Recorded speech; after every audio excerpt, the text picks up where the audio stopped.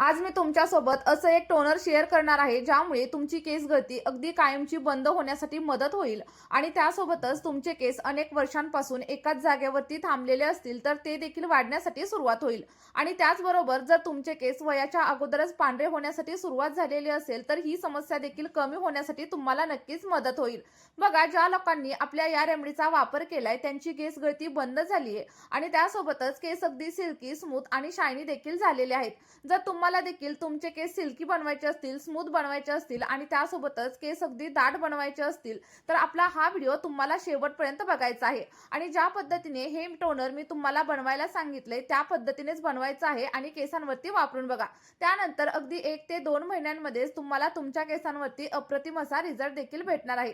चला तर मग आपल्या रेमेडीला आपण सुरुवात करूया, पण त्या अगोदर तुम्ही आपला हा व्हिडिओ नक्की कोणत्या गावामधून किंवा मग कोणत्या शहरामधून पाहताय कमेंटमध्ये सांगायला अजिबात विसरू नका। तर बघा, आपली ही मॅजिकल अशी रेमेडी बनवण्यासाठी सगळ्यात पहिल्यांदा आपल्याला मेथीदाण्यांचा वापर करायचा आहे, कारण मेथीदाण्यामध्ये प्रोटीन, निकोटिक ऍसिड आणि त्यासोबतच लिसेथिन नावाचे घटक असतात आणि तुम्हाला तर माहीतच असेल की आपले केस हे कॅरेटीन नावाच्या प्रोटीन पासून बनलेले असतात आणि जेव्हा आपल्या शरीरामध्ये प्रोटीनची कमतरता निर्माण होते तेव्हा आपल्याला केस गळतीची समस्या जाणवायला लागते। त्यामुळे लक्षात ठेवा, मेथीदाण्यांमध्ये भरपूर सारं प्रोटीन असतं। जर तुम्ही रोज सकाळी 1 चमचाभर मेथीदाणा जर खाल्ला ना तर तुम्हाला केसांची कुठलीही समस्या अजिबात जाणवणार नाही। तर बघा, आपली ही रेमेडी बनवण्यासाठी साधारणतः 1 चमचा एवढ्या मेथीदाण्यांचा वापर आपल्याला करायचा आहे आणि मेथीदाण्यांमुळे तुमच्या केसांच्या एक नाही तर अनेक समस्या कमी होण्यासाठी नक्कीच मदत होईल। त्यानंतर बघा, दुसरी आणि महत्त्वाची अशी गोष्ट आपल्याला इथं घ्यायची आहे आणि ती म्हणजे जास्वंदाचं फूल। बघा, जास्वंदाचं फूल हे आपल्या केसांसाठी आणि त्यासोबतच आपल्या स्कॅल्पसाठी खूप जास्त फायदेशीर मानलं जातं। यामुळे आपल्या केसांची मुळं मजबूत राहतात, सोबतच हेअरफॉल कमी होतो आणि बघा, जेव्हा आपल्या केसांची मुळं मजबूत असतात तेव्हा आपले केस आपोआपच दाट होण्यासाठी सुरुवात होते आणि त्यासोबतच या रेमेडीमुळे तुमच्या स्कॅल्पमधील रक्ताभिसरण म्हणजेच ब्लड सर्क्युलेशन वाढण्यासाठी देखील मदत होणार आहे आणि जेव्हा आपल्या केसांमधील ब्लड सर्क्युलेशन सुधारतं तेव्हा केसांची वाढ देखील आपोआपच सुधारण्यासाठी मदत होत असते। आपल्या या रेमेडीसाठी तुम्हाला साधारणतः 2 जास्वंदाच्या फुलांचा वापर करायचा आहे आणि जर तुमच्याकडे ताजी अशी जास्वंदाची फुलं नसतील तर तुम्ही जास्वंदाच्या पावडरचा वापर देखील नक्कीच करू शकता। बघा, सगळ्यात पहिल्यांदा आपल्या जास्वंदाच्या ज्या काही पाकळ्या आहेत त्या सेपरेट करून घ्यायच्या आहेत आणि बघा, जर जास्वंदाच्या फुलासोबत तुमच्याकडे जास्वंदाची पानं देखील अवेलेबल असतील तर त्याचा देखील वापर तुम्हाला इथं नक्कीच करायचा आहे, कारण जास्वंदाच्या पानामध्ये असे काही अँटीऑक्सिडंट आणि सोबतच व्हिटॅमिन्स असतात ज्यामुळे जर तुमचे केस अगदी रफ झालेले असतील, ड्राय झालेले असतील आणि त्यासोबतच केसांना फाटे वगैरे फुटलेले असतील ना तर या सगळ्या काही समस्या हळूहळू कमी होण्यासाठी मदत होते। साधारणतः 3 ते 4 एवढ्या जास्वंदाच्या पानांचा वापर आपल्याला या रेमेडीमध्ये करायचा आहे। बघा, रेमेडी बनवण्यासाठी मी तुम्हाला जे काही घटक किंवा ज्या काही गोष्टी सांगत आहे त्या सगळ्या गोष्टी तुम्हाला वापरायच्या आहेत, कारण हे सगळे काही घटक आपली केस गळती कमी करण्यासाठी आणि त्यासोबतच केस अगदी सिल्की, स्मूथ आणि शायनी बनवण्यासाठी खूप जास्त हेल्पफुल ठरणार आहेत। आता बघा, त्यानंतर आणखी अगदी 2 ते 3 गोष्टींचा वापर आपल्याला या रेमेडीमध्ये करायचा आहे आणि त्यामधील पहिली गोष्ट म्हणजे डाळिंबाची सालं, कारण बघा, डाळिंबामध्ये लोह, प्रोटीन आणि सोबतच वेगवेगळ्या प्रकारचे अँटीऑक्सिडंट असतात ज्यामुळे जर तुमचे केस अकाली पांढरे वगैरे होत असतील ना तर ते देखील हळूहळू काळे होण्यासाठी नक्कीच मदत होईल। तुम्ही बघितलेलं असेल, जेव्हा आपण डाळिंब सोलतो तेव्हा ते अगदी काळं पडायला सुरुवात होते आणि त्यासोबतच डाळिंब सोलल्याच्या नंतर तुम्ही बघू शकता आपले हात देखील थोड्या प्रमाणावर काळे पडलेले तुम्हाला दिसत असतील। म्हणजेच काय, तर डाळिंबाच्या सालीमध्ये भरपूर प्रमाणात लोह असतं आणि त्यामुळे आपल्या पांढऱ्या केसांची समस्या हळूहळू कमी होण्यासाठी हेल्प होत असते।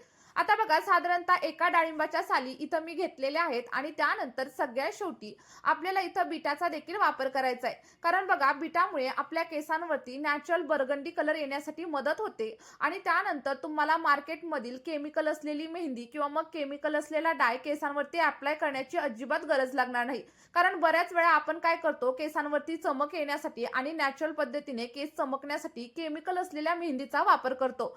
पण मी आज सांगितलेली रेमेडी जर तुम्ही वापरायला सुरुवात केली तर त्यानंतर तुम्हाला मार्केटमधील कोणताही केमिकल असलेला प्रोडक्ट वापरण्याची अजिबात गरज लागणार नाहीये। तर बघा, साधारणतः अर्ध्या बिटाचा वापर आपल्याला या रेमेडीसाठी करायचा आहे आणि जेव्हा पण तुम्ही ही रेमेडी बनवाल आणि केसांवरती वापरून बघाल तेव्हा तुम्हाला जे काही रिझल्ट भेटतील ना ते कमेंटमध्ये माझ्यासोबत शेअर करायला अजिबात विसरू नका। बघा, पुढे मी तुम्हाला सांगते की हे टोनर नक्की कशा पद्धतीने बनवायचं, पण त्या अगोदर एक छोटीशी विनंती आहे। जर तुम्ही आपल्या चॅनलवरती पहिल्यांदाच व्हिजिट करत असाल तर लगेच तसंच चॅनलला सबस्क्राईब करा आणि त्यासोबतच हा व्हिडिओ तुम्हाला थोडा जरी हेल्पफुल वाटत असेल ना तर एक लाईक केल्याशिवाय अजिबात जाऊ नका। आणि सोबतच तुम्ही आपला हा व्हिडिओ नक्की कोणत्या गावामधून किंवा मग कोणत्या शहरामधून पाहताय मला कमेंटमध्ये नक्की सांगा, जेणेकरून मला देखील समजेल की माझे व्हिडिओ नक्की कुठपर्यंत हेल्प करत आहेत। आता बघा, या सगळ्या गोष्टी आपण घेतलेल्या आहेत आणि त्यानंतर आपल्याला काय करायचंय, एक जाड बुडाचं भांडं घ्यायचंय। तुमच्याकडे जे कोणतं भांडं असेल ना त्याचा वापर तुम्ही इथं नक्कीच करू शकता। फक्त लक्षात ठेवा, ॲल्युमिनियमच्या भांड्याचा वापर अजिबात करू नका। जर तुमच्याकडे लोखंडाची कढई वगैरे असेल ना तर तिचा देखील वापर तुम्ही इथं नक्की करू शकता। आता बघा, जे काही घटक आपण इथं घेतलेले आहेत त्या सगळ्या गोष्टी आपल्याला या भांड्यामध्ये ऍड करायच्या आहेत। कारण बघा, आपल्याला इथं टोनर बनवायचंय आणि टोनर बनवण्यासाठी आपल्याला याच भांड्यामध्ये साधारणतः 1 ग्लास एवढं फिल्टर केलेलं पाणी देखील ऍड करायचंय। आता लक्षात ठेवा, जर तुमच्याकडे फिल्टर केलेलं पाणी नसेल तर तुम्ही पिण्यासाठी ज्या पाण्याचा वापर करत असाल त्याच पाण्याचा वापर आपल्या या रेमेडीसाठी करायचा आहे।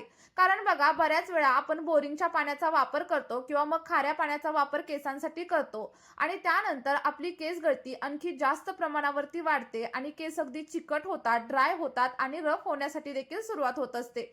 तर बघा, आता इथं मी साधारणतः 1 ग्लास एवढं पाणी याच्यामध्ये ऍड केलंय आणि त्यानंतर हे सगळं काही मिश्रण आपल्याला गॅसवरती ठेवायचे। आता लक्षात ठेवा, पाणी बॉईल होईपर्यंत गॅसची फ्लेम तुम्हाला थोडीशी हाय ठेवायची आहे आणि जसं जसं आपल्या पाण्याला उकळी फुटायला सुरुवात होईल तेव्हा गॅसची फ्लेम तुम्ही मीडियम करा किंवा मग एकदम लो करा। कारण बघा, जेवढ्या लो फ्लेमवरती तुम्ही हे सिरम किंवा हे टोनर रेडी कराल तेवढा छान असा रिझल्ट तुम्हाला तुमच्या केसांवरती मिळणार आहे। आणि बघा, आपले हे सगळं काही टोनर रेडी होण्यासाठी आपल्याला साधारणतः 12 ते 15 मिनिटांचा टाइम लागतो। आणि बऱ्याच वेळा मला कमेंट येतात की ताई तुम्ही खूप जास्त बोलता, थोडक्यात सांगत जा। पण बघा, बोलणं देखील तेवढंच गरजेचं आहे, कारण जर मी प्रत्येक गोष्ट तुम्हाला समजावून नाही सांगितली तर मला व्हिडिओच्या खाली कमेंट येतात आणि प्रत्येक कमेंटचं उत्तर देणं मला पॉसिबल नसतं। त्यामुळे मी प्रयत्न करते की सगळ्या काही गोष्टी व्हिडिओमध्येच क्लिअर होतील। त्यामुळे थोडंसं समजून घ्या, कारण बऱ्याच लोकांना डाऊट्स असतात आणि त्यांचे डाऊट्स क्लिअर करणं देखील तेवढंच महत्त्वाचं आहे। आता इथं तुम्ही बघू शकता, आपलं सगळं काही पाणी व्यवस्थित असं बॉईल व्हायला सुरुवात झालीये आणि आपलं टोनर रेडी झालंय। हे कसं ओळखायचं, तर जेव्हा तुम्ही 1 ग्लास पाणी घेतलेलं असेल आणि ते अर्धा ग्लास होईल तेव्हा समजायचं की आपलं टोनर इथं पूर्णपणे रेडी झाले। त्यासोबतच टोनरचा कलर देखील पूर्णपणे चेंज होतो। म्हणजेच काय, तर आपण घेतलेल्या सगळ्या काही गोष्टींमधील जी काही पोषक तत्व आहेत ती आपल्या पाण्यामध्ये मिक्स होतात आणि त्यानंतर आपण समजायचं की आपलं टोनर इथं रेडी झाले। बघा, साधारणतः 10 ते 12 मिनिटांनंतर आपलं टोनर इथं रेडी होतं आणि त्यानंतर तुम्हाला काय करायचंय, गॅसची फ्लेम बंद करायची आणि सगळं काही टोनर झाकून अगदी 10 ते 15 मिनिटांसाठी थंड होण्यासाठी ठेवून द्यायचे। आणि बघा, जर तुम्हाला थंड करण्यासाठी टाइम नसेल तर तुम्ही गरम असताना देखील लगेचच गाळून घेऊ शकता आणि त्यानंतर फॅन चालू करा आणि फॅनच्या खाली अगदी 5 ते 10 मिनिटांसाठी टोनरला तसंच ठेवून द्या। कारण बघा, गरम असताना टोनर असू द्या किंवा मग कुठलीही गोष्ट असू द्या केसांवरती अजिबात अप्लाय करायची नाही। असं केल्यामुळे तुमचे केस अगदी जास्त प्रमाणावरती ड्राय होतील, फ्रीझी होतील आणि त्यासोबतच तुम्हाला केस गळतीची समस्या देखील जाणवू लागेल। इथं तुम्ही बघू शकता, गरम असतानाच मी सगळं काही टोनर गाळून घेतलंय, पण हे पूर्णपणे थंड झाल्यानंतरच मी केसांवरती अप्लाय करणार। आता हे टोनर केसांवरती कशा प्रकारे अप्लाय करायचं हे देखील मी तुम्हाला सांगणार आहे। तर त्यासाठी तुम्हाला हा व्हिडिओ शेवटपर्यंत बघायचा आहे, मध्ये स्किप वगैरे अजिबात करू नका, नाहीतर तुम्हाला जशा पद्धतीने रिझल्ट तुमच्या केसांवरती हवेत तसे रिझल्ट अजिबात भेटणार नाहीत आणि नंतर कमेंटमध्ये येऊन मला सांगू नका की ताई आम्हाला काहीच रिझल्ट भेटले नाहीत। बघा, आता हे टोनर अगदी रेडी झाले। आता हे केसांवरती कशा प्रकारे अप्लाय करायचं हे मी तुम्हाला सांगते। तर बघा, हे टोनर अप्लाय करण्याच्या अगदी 2 ते 3 वेगवेगळ्या पद्धती आजच्या या व्हिडिओमध्ये मी तुमच्यासोबत शेअर करणार आहे। तुम्हाला जी कोणती पद्धत योग्य वाटेल तिचा वापर तुम्ही नक्कीच करू शकता।